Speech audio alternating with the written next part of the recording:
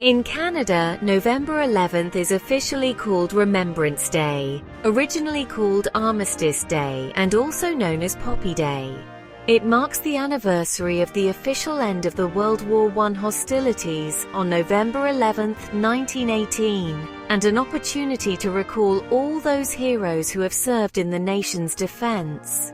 World War I was a massive conflict played out over the whole globe, but particularly in Europe where troops from Canada supported the Allied forces. This war left great emotional scars in the servicemen who had experienced it, and in the communities whose sons, daughters, brothers, sisters, fathers, uncles, and even grandfathers had died. Remembrance Day commemorates those who died in armed conflicts, particularly in and since World War I. Meet some of the veterans who sacrificed for our freedoms. Flight Lieutenant Gordon Croucher sacrificed his life at the age of 28. Private Leslie Merrill Robbins sacrificed his life at the age of 22. Warrant Officer Honey Massou sacrificed his life at the age of 41. Corporal Corinne Marie Natasha Blaze sacrificed her life at the age of 21. Their memory lives on and continues to inspire all Canadians. The poppy is a powerful symbol of remembrance. It reflects peace and honor. Therefore, people wear poppies, placed singly or as wreaths at war memorials. From the last Friday in October to Remembrance Day, millions of Canadians wear a poppy as a visual pledge to never forget those who served and sacrificed.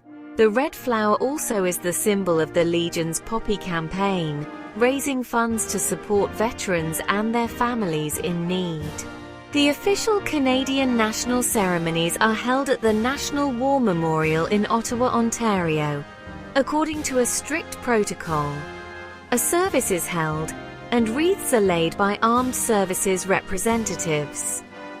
In May 2000, the remains of a Canadian soldier who died in France in World War I, but was never identified, were laid in the Tomb of the Unknown Soldier at the National War Memorial.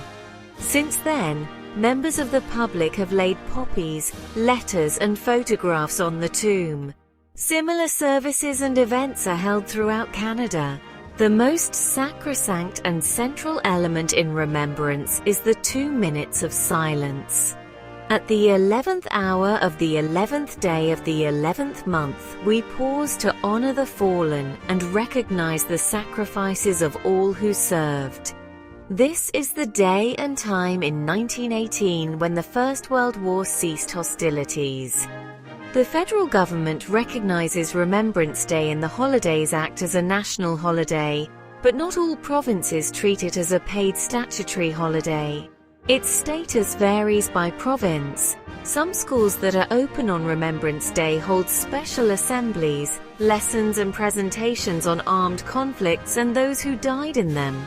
Remembrance Day is commemorated in many countries, particularly members of the Commonwealth, including Australia and New Zealand, where it is also referred to as Armistice Day.